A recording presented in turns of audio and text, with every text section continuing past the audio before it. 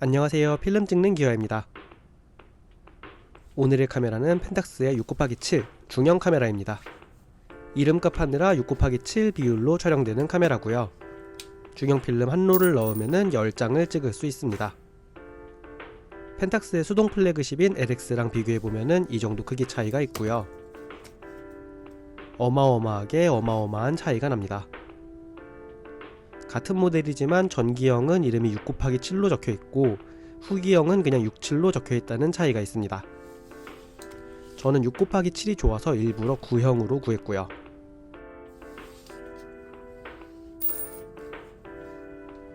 펜탁스의 또 다른 중형 카메라인 645N이랑 비교해봐도 좌우 폭이 상당한 차이가 있는데요.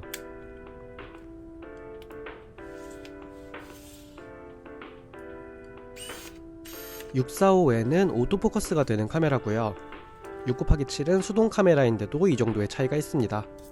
이건 사진 비율이 6곱하기7이랑 6곱하기4.5여서 가로 비율 차이가 거의 2배에 가깝기 때문에 이게 카메라 좌우 폭에도 반영된 것 같고요. 그래도 본체 자체의 앞뒤 길이는 67이 조금 짧네요.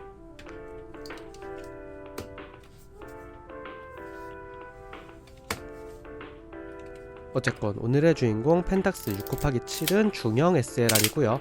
감고, 초점 잡고, 조리개 셔터 스피드 맞추고 찍고 수동 SLR 쓰는 느낌 그대로 촬영하시면 됩니다. 무게가 2.5kg 정도 된다는 거를 제외하면 똑같습니다. 이쪽에 필름실을 여는 레버가 있고요. 셔터막 크기 좀 보세요. 정말 어마어마하게 크게 되어 있습니다. 아까부터 계속 비교당하고 있는 LX를 또 가지고 오면은 직접 비교하니까 더 엄청나게 차이가 보이네요.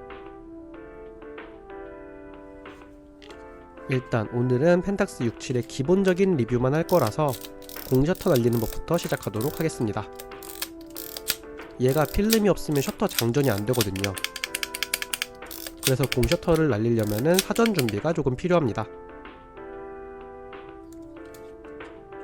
우선 필름실을 열고요. 뒷판을 활짝 펼친 다음에 여기 필름 카운터 가운데 부품을 꾹 누른 상태로 돌리면은 필름 카운터 숫자를 강제로 넘길 수가 있어요.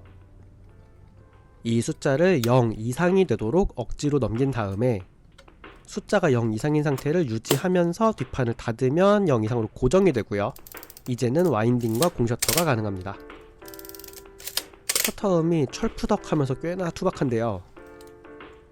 여기 요거 렌즈 분리 버튼이고요. 이 버튼을 누르고 렌즈를 돌리면은 분리를 할 수가 있고요. 거울이 엄청나게 큽니다. 이게 철푸덕하는 셔터음의 비결인데요. 이렇게 커다란 거울이 위아래로 움직이다 보니까 셔터음도 크고 이렇게 움직이면서 발생하는 미러 쇼크도 큰 편인데 여기 미러 버튼을 위로 올리면 거울이 먼저 위로 올라가요. 거울 치워놓고 셔터망만 열었다가 닫을 수 있습니다.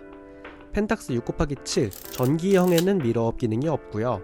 6곱하기7 후기형이나 아예 후기형인 펜탁스 67은 이 미러업 기능이 있습니다. 요거는 참고해주세요. 그리고 아사히 펜탁스라는 이 로고가 좋아서 저는 이 파인더를 쓰고 있는 건데 이게 뭐냐면은 파인더가 분리가 돼요. 파인더 부분 좌우에 요 은색 버튼 누르고 파인더 부분을 통째로 분리를 할 수가 있습니다. 다양한 기능의 파인더들을 골라서 교체할 수가 있는 건데 일단 이 파인더는 TTL 노출계가 달린 파인더고요. 똑같은 기능인데 그냥 펜탁스만 적혀있는 파인더도 있어요. 저는 옛날 로고 버전이 마음에 들어서 이걸로 구했습니다. 이쪽에 있는 게 셔터 스피드를 조작하는 다이얼이고요.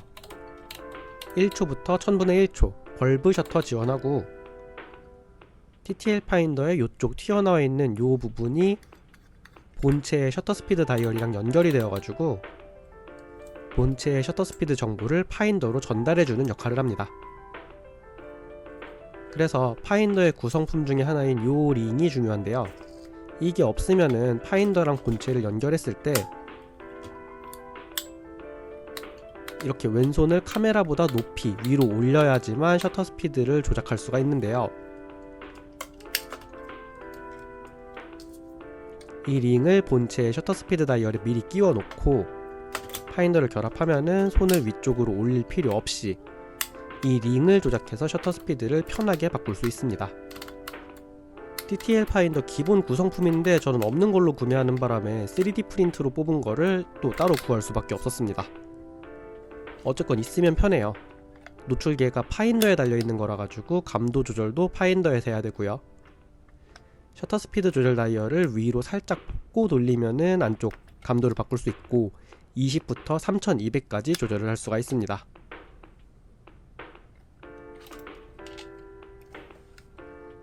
여기 있는 거는 노출계 전용 전원이고요. 노출계가 생각보다 배터리를 많이 잡아먹어가지고 직광을 한번 하고 나면은 바로바로 꺼주는 게 좋습니다. 배터리가 들어간다는 게 사실이고요. 이렇게 엄청 투박하게 생긴 주제의 전자식 카메라입니다.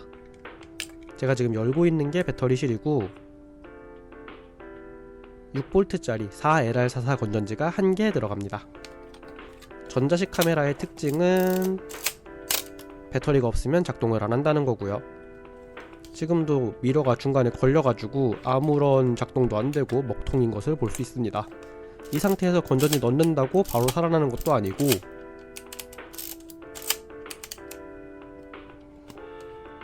여기 리셋 버튼을 뾰족한 걸로 눌러줘야 됩니다. 거울이 위로 올라갔고요. 이제 와인딩, 셔터 모두 정상적으로 다시 사용할 수가 있습니다. 그리고 이 TTL 파인더 쓸 때 주의점, 파인더를 분리했을 때 이 스크린 앞쪽에 체인이 하나가 있어요. 이 체인이 굉장히 중요한 역할을 해주는 건데 렌즈를 결합할 때 렌즈에 있는 빨간 점이랑 마운트의 빨간 점을 겹치게 놓고 렌즈를 딸깍할 때까지 돌리면 결합이 되는데 렌즈의 조리개 값이랑 여기 이 체인이 연동돼 가지고 조리개를 돌리면은 체인이 움직이는 거를 볼 수가 있습니다. 그래서 이 체인의 움직임을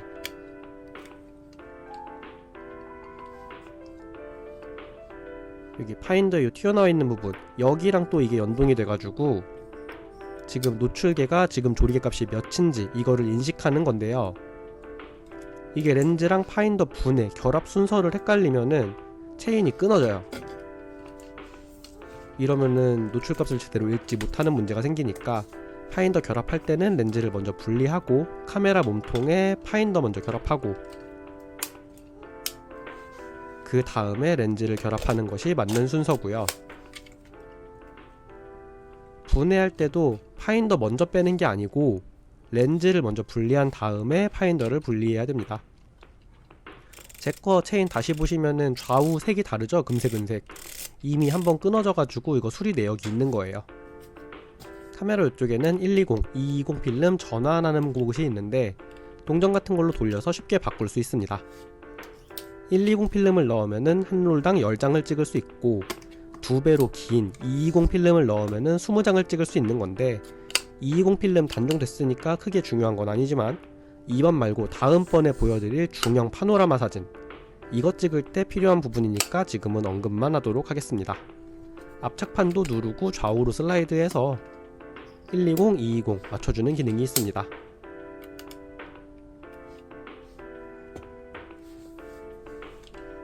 그리고 여기 배터리 체크 버튼 누르면은 저 안쪽에 빨간불이 들어와야 되는데 제 거는 고장났어요.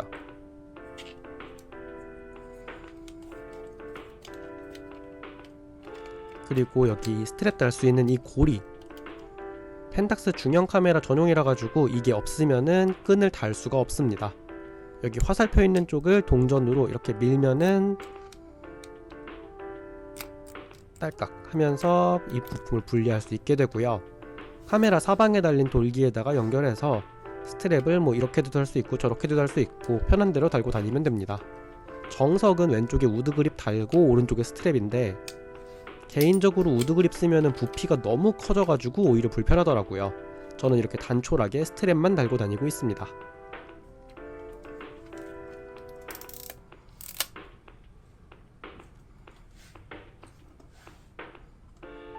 이제 필름 넣어볼 거고요. 이 로모크롬 퍼플 넣어보려고 하는데 이 편집하는 시점에서는 굉장히 후회하는 점입니다. 카메라 바닥에 고정장치 좌우 하나씩 있고요.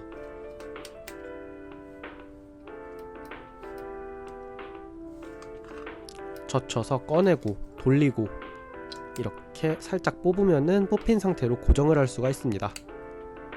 양쪽 다 이 상태로 만들어준 다음에 카메라 왼쪽에 있는 빈 스풀 꺼내서 오른쪽으로 옮겨주면 되는데 요 스풀에 있는 홈 보시고 요 모양 맞춰서 넣어주시면 됩니다.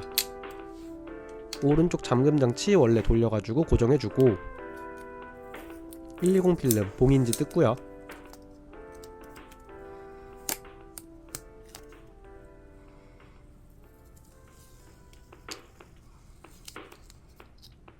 마찬가지로 홈 모양 맞춰서 왼쪽에 넣어주면 됩니다.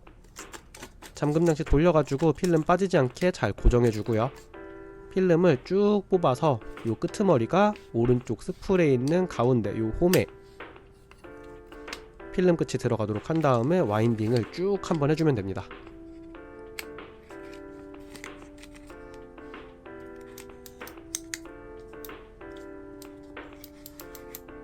여기 스타트 화살표가 필름실에 120 화살표랑 일치할 때까지만 와인딩을 딱 해주고요. 화살표끼리 위치가 맞았으면 뒷판을 덮고 이제 와인딩을 계속 해주면 됩니다. 필름이 알아서 잘 감아지고요.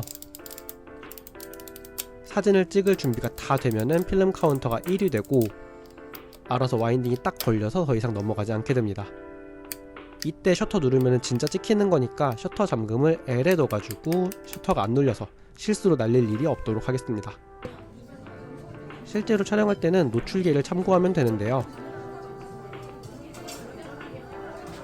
노출계가 꺼져 있는 상태에서는 요 파인더 아래쪽에 요 노출계 바늘이 바닥에 처박혀 있는 게 보입니다. 노출계를 켜면은 이제 설정 값에 따라서 요 바늘이 움직이니까 조리개랑 셔터 스피드 조작해서 이 바늘이 플러스도 아니고 마이너스도 아니고 가운데에 잘 위치하도록 한 다음에 초점 잡고 셔터를 누르시면 됩니다. 한 롤이 다 이렇게 새파랗게 나와서 퍼플을 쓴 걸 좀 후회했어요. 파인더 내부도 좀 더 많이 보여드리고 싶었습니다만 카메라가 정말 더럽게 무거워가지고 한 손으로는 손이 후덜덜 떨려서 많이 보여드릴 수가 없었습니다. 개인적으로 6곱하기7의 매력은 정사각형보다 미묘하게 한쪽이 조금 더 길다는 건데요. 1대1 비율은 매우 안정적인 사진인데 거기서 조금 다르니까 약간 긴 쪽이 거슬리는 느낌이 굉장히 마음에 들더라고요. 촬영이 완료되면은 그냥 계속 와인딩 하시다가 이게 헛돌면은 뒷판을 연 다음에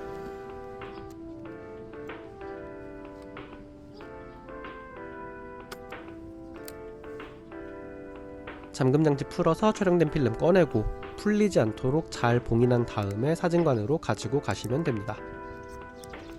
펜탁스 6곱하기7은 정말 커다랗고 무거운 카메라지만 일반 SLR이랑 사용 방법이 똑같아가지고 쉽게 사용할 수 있고 그 비율의 미묘함이 개인적으로 너무